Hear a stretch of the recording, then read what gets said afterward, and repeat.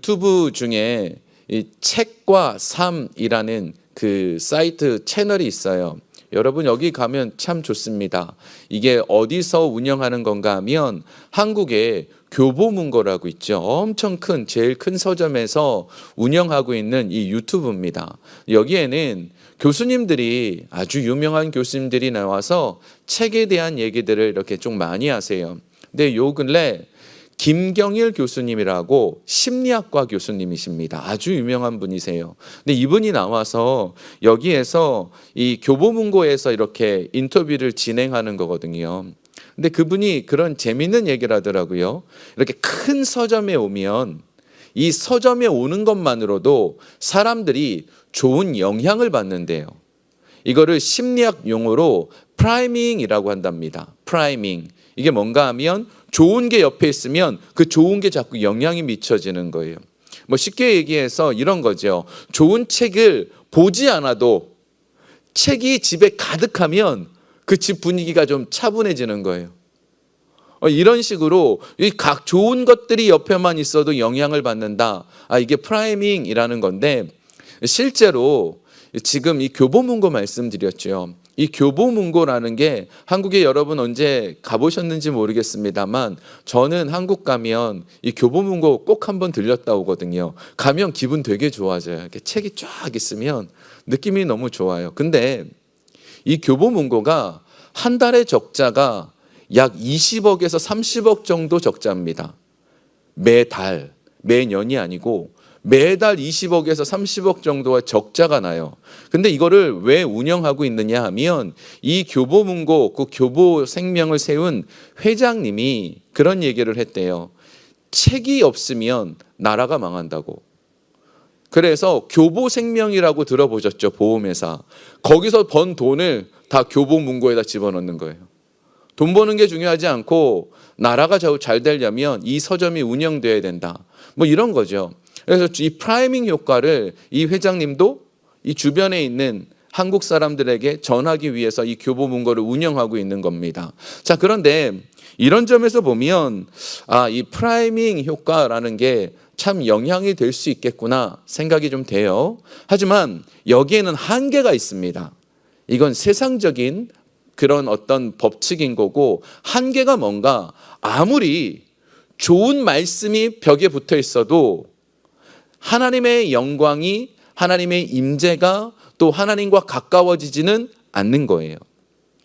교회에 항상 나와도 늘 예배를 드려도 성경책을 집에 늘 갖고 있어도 하나님과의 거리가 가까워질 수는 없는 거예요. 왜냐하면 영적인 건데 하나님과 우리 사이에는 거리가 먼 게 아니라 막힌 게 있기 때문에 그렇습니다.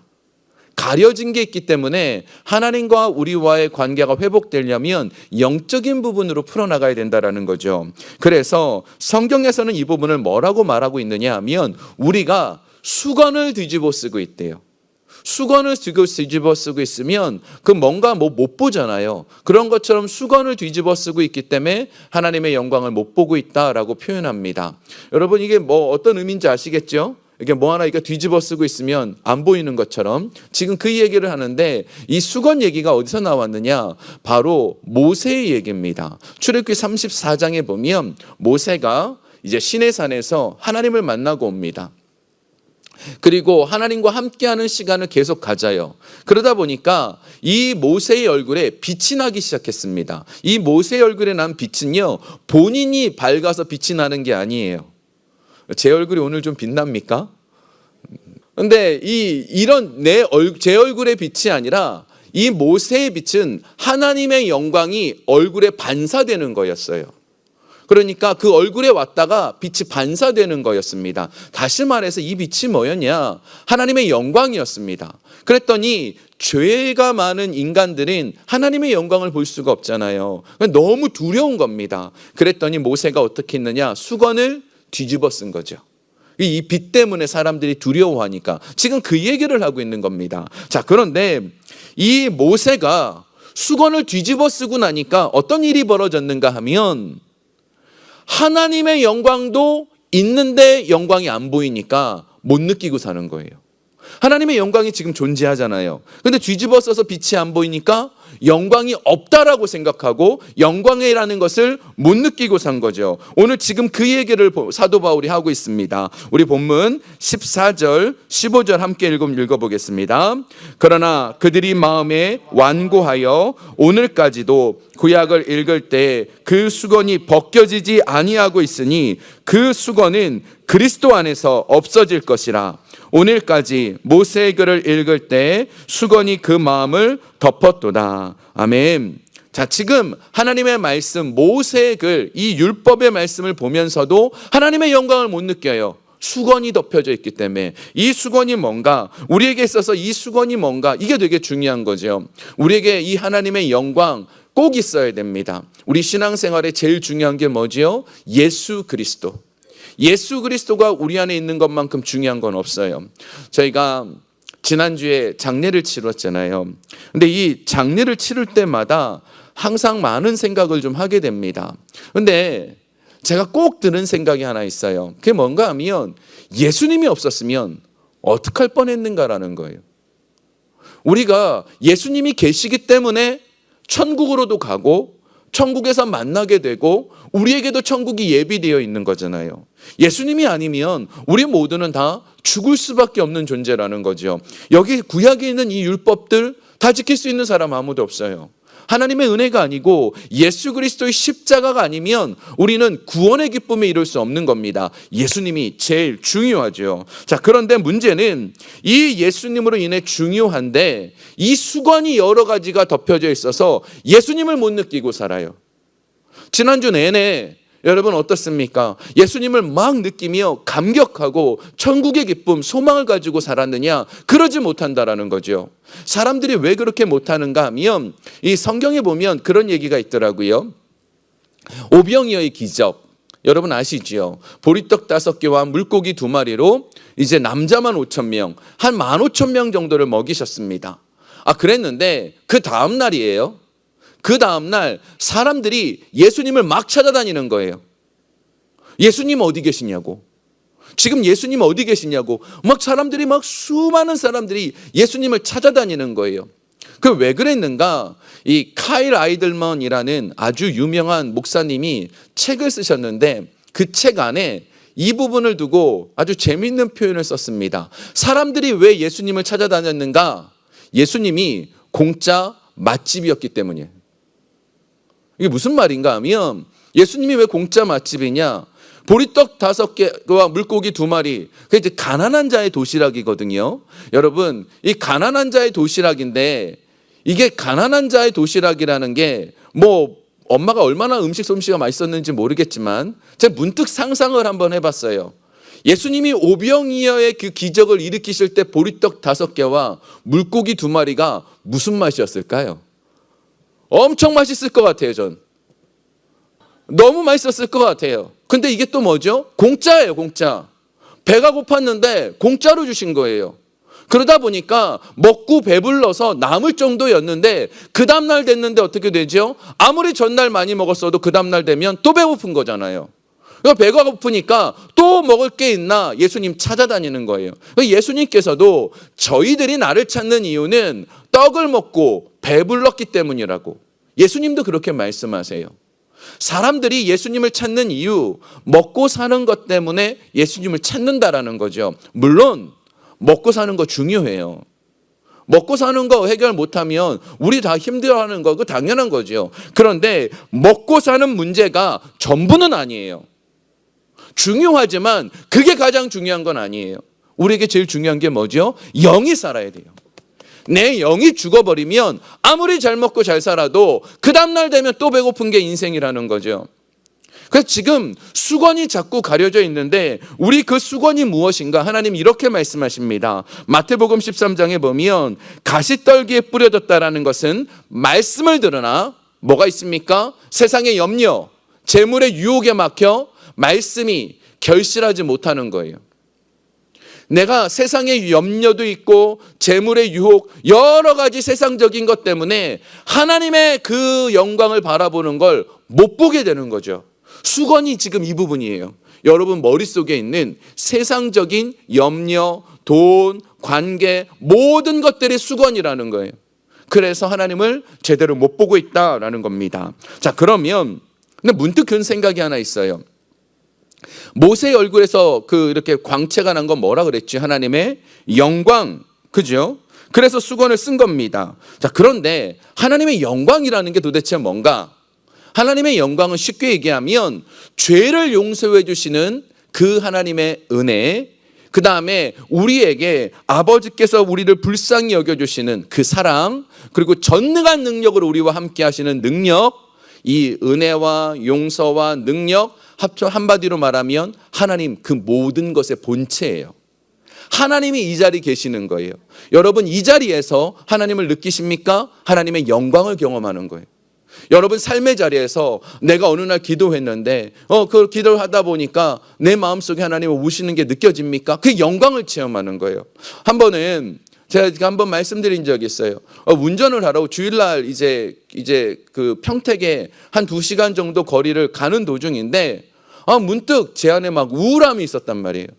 근데 우울함 속에 있을 때 나 왜 이렇게 힘들지? 왜 이렇게 어렵지? 우울해하면서 운전하다가 이러면 안 되겠다고 찬양을 부르기 시작했는데 그게 나 같은 죄인 살리신이었어요.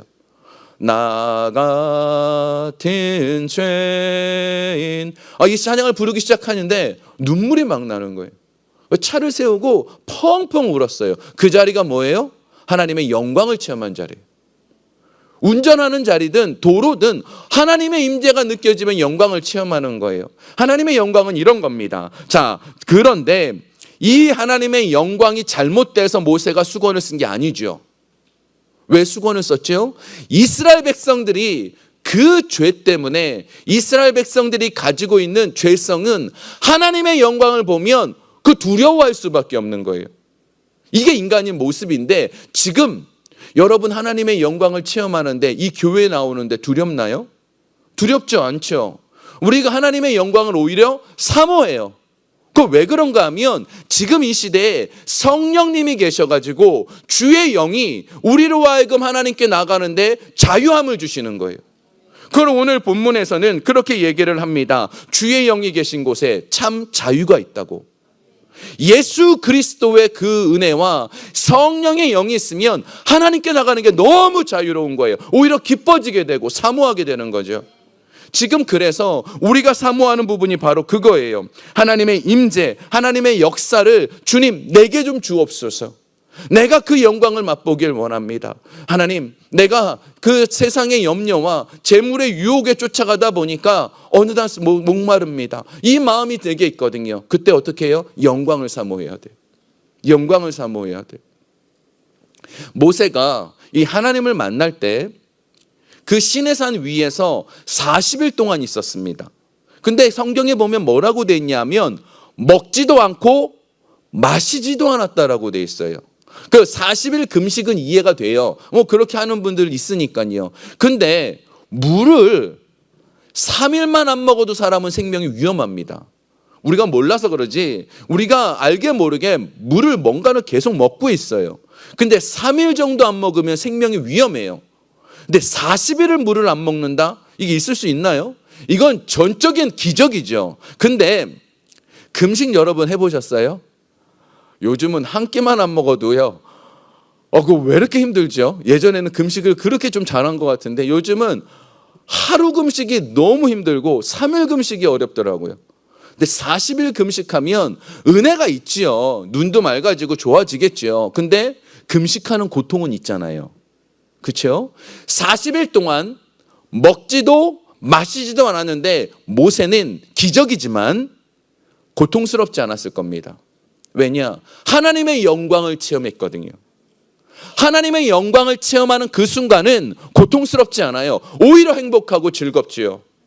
천국에 가면 뭘 느낍니까? 하나님의 영광을 아침부터 저녁까지 24시간 365일 내내 느끼는 거예요. 그래서 행복한 겁니다. 어렸을 때 어떤 목사님이 그런 얘기를 했었어요. 여기 부흥에 오신 목사님이 천국 가서 여러분 뭐 하는 줄 아시냐고. 여러분 천국 가서 뭐 하는지 그 설교 들어보셨어요? 많은 목사님들이 그러더라고요. 천국 가서는 예배만 드린다고. 그 찬송가 다 외워야 된다고. 한동안 찬송가 다 외우기 한번 노력한 적이 있었어요. 천국 가면 예배만 드린다. 근데 어린 마음에 무슨 생각이 들었냐면 천국은 지루하겠네. 그 가서 예배만 드리면 그 얼마나 지루할까 그 생각이 막 들었어요. 근데 천국은요 지루한 곳이 아니에요. 하나님의 영광을 경험하면 늘 행복해지는 거예요. 너무 좋아지는 거예요. 저희가 이제 수련회가 이제 9월 달에 우리 중고등부 청년부 수련회를 하는데 아이들이 청년들이 막 기대를 하고 있어요.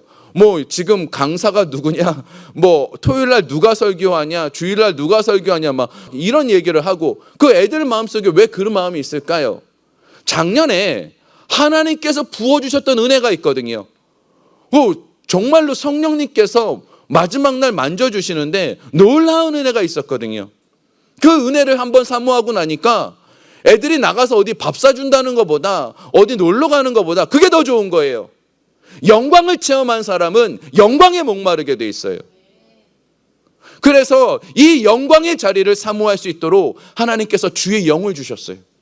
성령님을 우리에게 주셔서 여러분도 주일날 이 아침에 피곤한데 왜 나오셨어요? 하나님의 은혜가 있어서, 하나님의 은혜가 있기를, 그 은혜를 사모하기 때문에 여러분이 있는 거잖아요. 그런 것처럼 성령님께서는 우리에게 자유를 주시고 은혜를 주십니다. 그래서 성령님께서 주시는 자유 때문에 나는 죄가 있지만, 구약시대에는 모세가 그 빛이 나면 그걸 두려워했지만 지금은 죄가 있어도 주께서 나를 영접하실 테니까 이 마음으로 나가는 거예요. 또 이 하나님 성령님 자유를 주셨을 때 삶에 문제가 생겼어도 나와 동행하셔서 나는 이길 거라는 확고한 신앙이 생겨요. 성령님이 내게 있으니까. 자, 그럼 어떻게 하면 이 하나님의 영광을 체험할 수 있을까요? 이게 중요한 거죠. 어떻게 하면 하나님의 영광을 체험할 수 있을까? 오늘 예수님을 바라볼 때 하나님의 영광을 체험할 수 있다라고 얘기합니다. 우리 본문 18절 한번 볼까요? 함께 읽겠습니다. 우리가 다 수건을 벗은 얼굴로 거울을 보는 것 같이 주의 영광을 보매 그와 같은 형상으로 변화하여 영광에서 영광에 이르니 곧 주의 영으로 말미암으니라. 아멘. 자, 여기 지금 우리가 다라고 돼 있지요. 모든 사람이에요. 여긴 예외 없어요. 옛날에는 모세만이었습니다. 영광을 체험한 게. 근데 지금은 우리 모두 다, 모든 사람 예외 없습니다. 모두 다 영광을 체험할 수 있는데 여기 보면 주의 영광을 보매라고 돼 있습니다. 바라볼 때예요. 바라볼 때 하나님의 영광을 좀 느낄 수 있습니다. 근데 이 바라보다라는 게 이렇게 계속 집중해서 보고 있다라는 그 단어가 아니에요. 이렇게 지금 제가 여기 살짝 보다가 요만큼 살짝 볼 때, 시선을 바꿀 때의 느낌이에요. 막 주목해서 이걸 계속 바라보는 게 아니라 시선을 살짝 바꾸는 거예요. 지금 그 세상의 유혹과 그 재물에 거기에 마음을 두고 있다가 가만히 있어봐, 내가 이러면 안 되지 하고 예수님을 살짝 바라보는 순간 그때부터 시작되는 거예요. 하나님의 영광이라는 게 우리 여러분 어렵지 않아요. 시선을 잠시만 바꾸면 된다라는 거죠. 제가 오늘 설교 시작하면서 아까 그 심리학 교수님, 그 김경일 교수님 얘기를 했죠. 근데 이 교보문고에서 인터뷰를 할 때 아주 유명한 아나운서가 이거를 진행해요. 근데 이 아나운서가 이 교수님한테 그런 질문을 했어요. 교수님, 요즘 책 보는 거 되게 어려워하고 책 읽고 싶은 마음도 안 들고 너무 삶이 힘들어서 우울한 사람들, 그 사람들에게도 이런 일이, 좋은 일이 있을까요? 어떻게 할까요? 이 질문을 했어요. 그랬더니 이 교수님이 뭐라 그랬냐면 이 교보문고 같은 책방에 와서 책을 넘기고 싶지도 않을 땐 이 책을 한번 들었다가 옆에 살짝 노래요. 들었다가 살짝만 노래요. 근데 이렇게 가다가 아이고 이 책은 이렇네. 여러분 교보문고 가면 되게 좋아요. 여기에는 뭐가 있고 저기에는 뭐가 있고 막 흥미로운 책도 되게 많아요. 한 번 들었다가 이렇구나 살짝 노래요. 그럼 어느 순간이 되면 책장을 한번 넘기고 싶어지고 또 좀 있으면 제목을 좀 그 목차를 한번 보게 되고 그러면서 책을 보게 되는 거예요. 시선을 옮긴다라는 거 실은 거기에 있어요. 우리가 정신없이 살다가 잠깐만 멈추면 돼요. 여러분의 일상생활을 막 분주히 하다가 잠깐만 멈추면 돼요. 하나님 저 지금 너무 힘드네요. 한마디만 하기 시작하면 돼요. 그때부터 일이 시작되는 거예요. 그 돌아온 탕자 얘기해 보면 이 탕자가 막 이 모든 일들을 망쳐놓고 돼지밥 먹고 있을 때, 돼지 치면서 돼지밥을 먹고 있을 때 문득 생각 하나 들어요. 아버지께로 가면 거기에 먹을 게 많이 있는데 돼지밥보다 내가 노예 취급당하면 밥은 주시겠지. 돼지밥보단 낫겠지. 이 한마디 생각, 그때부터 돌아가자. 이 한 가지 생각으로 그는 모든 영광을 체험해요. 여전히 걸어가는 길은 더러웠지요. 아버지께로 가는 길은. 아버지께 도착했을 때, 아버지를 만났을 때 여전히 몸은 더러웠어요. 아버지 안아주셨을 때도 더러웠습니다. 자, 그런데 어떤 일이 벌어지지요? 아버지를 만나고 나니까, 회복하고 나니까 옷 바꿔주십니다. 더러운 거 씻겨주십니다. 가손에 가락지 끼워주시며 그 지위를 회복시켜주시죠. 처음 시작한 돼지밥 먹고 있을 때 아이고 내가 이를 돌아가야겠다. 시선 잠깐 옮길 때 영광은 시작되는 거예요. 우리 너무 많은 시간을 여기에만 빠져 있어서 시선은 예수님께 볼 시간이 없는 거죠. 지금 이 부분부터 얘기합니다. 우리가 시선을 예수님께로 바라보면 덮여있던 수건이 벗겨집니다. 사도 바울이 말하는 건 예수님께 시선을 향하면 덮여있던 그 수건이 벗겨져서 그 시선이 예수님께로 돌려집니다. 자, 예수님께로 시선을 돌리는 순간 또 하나의 일이 벌어져요. 그게 뭔가 하면 내 더러움과 약함이 보여집니다. 되게 신기한 일이 벌어지는데 예수님께 시선을 딱 돌리는 순간 내 더러움과 약함이 보여요. 예수님이 십자가 지시기 전에 그 붙잡혔습니다. 붙잡혀서 그 대제사장 가야바 뜰에 있을 때 그때 베드로가 쫓아가요. 뒤에서 살짝.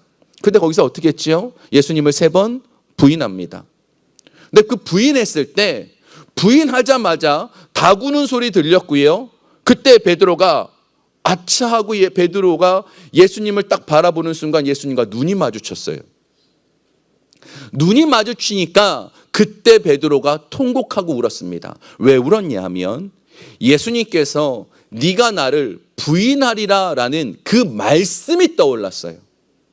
말씀이 떠오르니까 그때 뭐라 그랬습니까? 예수님, 저는 절대로 부인 안 해요.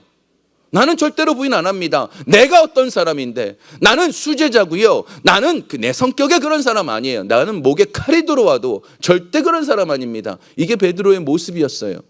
근데 예수님과 눈이 딱 마주치는 순간 나는 아무것도 아니구나. 나는 약한 존재구나. 시선이 딱 바뀌는 순간 나의 약함이 보이게 되는 거예요. 그래서 그 순간 내가 회복이 일어나는 거죠. 어제 저희 집에 정전이 됐습니다. 여러분 집은 괜찮으셨습니까? 저희 집만 정전이 됐어요. 그 동네 어제 제가 정말 하나님께서 제게 사명이 있다라는 걸 어제도 느꼈던 게 이제 교회 오려고 차에 딱 타는 순간 벼락이 쳤어요. 저희 3m 정도 옆에. 그래서 전신주가 이렇게 벼락이 맞아. 차에 타자마자 맞았어요. 제가 거기 만약에 안 그랬으면요. 와, 아직 저는 사명이 있구나. 그 생각이 어제 들었어요. 근데 어제 이제 한 거의 12시간 정도 이렇게 전기가 나갔어요. 집에 들어갔더니 깜깜한 곳에 촛불 켜고 있는데 촛불 켜니까 분위기 있던데요. 그 분위기 있던데요.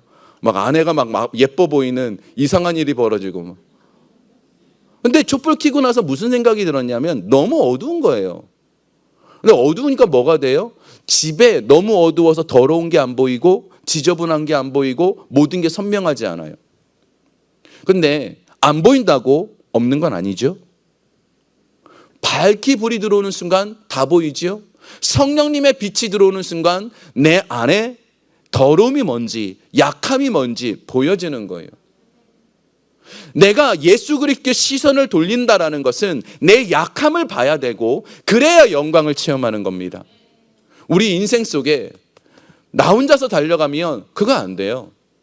그 계속 달려가 봤자 어느 순간부터 무너져서 내 안에 있는 더러움은 여전히 그 내 안에 자리 잡고 있는데 예수님과 함께 그 시선이 마주쳐서 그 빛이 들어오면 그 순간 나의 더러움을 발견하고 내 안에 그 더러움들을 물리칠 수 있게 된다라는 거죠. 말씀을 정리합니다. 예수님께 시선 돌리는 거, 삶의 분주한 자리에서, 바쁘게 사는 자리에서 예수님을 자꾸 떠올려야 돼요. 자꾸 예수님 생각해야 돼요. 잠깐 멈추셔야 돼요. 여러분의 생각을 멈추시고 움직임을 멈추시고 예수님을 바라봐야 돼요. 그래서 사람의 말이 나를 좀 아프게 할 때 있나요? 그럼 멈춰야 돼요. 멈추고 예수님께 돌리면 그러면 예수님의 말씀이 떠올라요. 그 사람의 말이 떠오르지 않아요. 환경 때문에 내가 염려가 됩니까? 상황 때문에 내가 힘들어집니까? 예수님께 시선을 돌리면 성경 어디에도 너 열심히 살아라, 네 스스로 한번 해봐라, 그런 얘기 없어요. 모든 연료를 주께 맡기라 그러지. 내 시선만 바꾸면 되는 거예요. 이번에 장례를 치를 때 제 마음에 이런 생각이 하나 들었어요. 우리가 얼마나 많은 것을 가졌는 게 중요한 게 아니고 누구를 믿고 사느냐가 중요한 거예요. 여러분은 얼마나 많은 걸 가지셨습니까? 그거 중요하지 않아요. 뭐가 중요하죠? 누구를 믿고 사는가? 내가 누구를 믿고 사는가? 누구에게 시선을 맞추고 사는가? 그게 하나님의 영광을 체험하고 내 모습의 갈급함을 해결할 수 있는 은혜라는 것이죠.